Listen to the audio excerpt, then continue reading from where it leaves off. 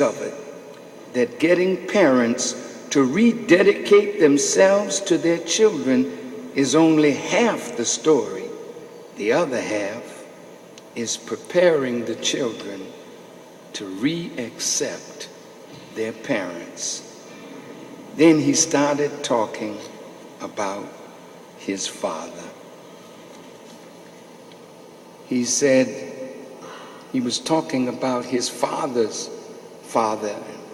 They showed very little affection toward his family and raised my father and his siblings with an iron fist.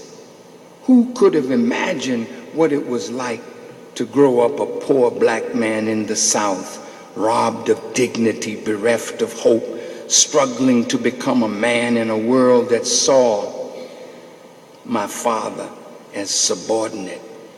I was the first black artist to be played on MTV, and I remember how big a deal it was even then, and that was in the 80s. My father moved to Indiana and had a large family of his own, working long hours in the steel mills, work that kills the lungs and humbles the spirit, all to support his family. Is it any wonder that he found it difficult to expose his feelings? Is it any mystery that he hardened his heart, that he raised the emotional ramparts? And most of all, is it any wonder why he pushed his sons so hard to succeed as performers so that they could be saved from what he knew to be a life of indignity and poverty? I have begun to see that even my father's harshness was a kind of love, an imperfect love, be sure, but it was love nonetheless. He pushed me because he loved me, because he wanted no man to ever look down on his offspring.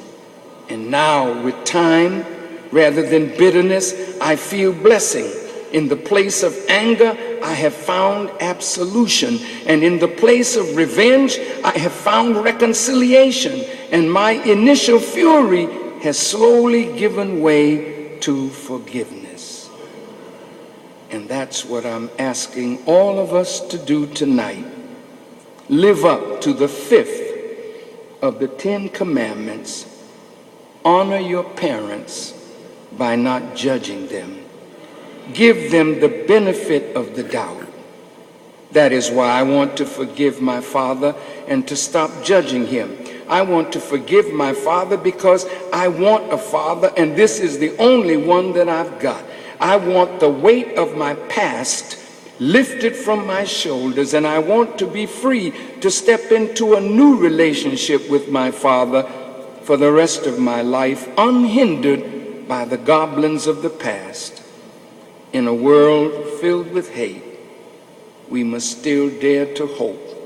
In a world filled with anger, we must still dare to comfort. In a world filled with despair, we must still dare to dream. And in a world filled with distrust, we must still dare to believe. Michael Jackson.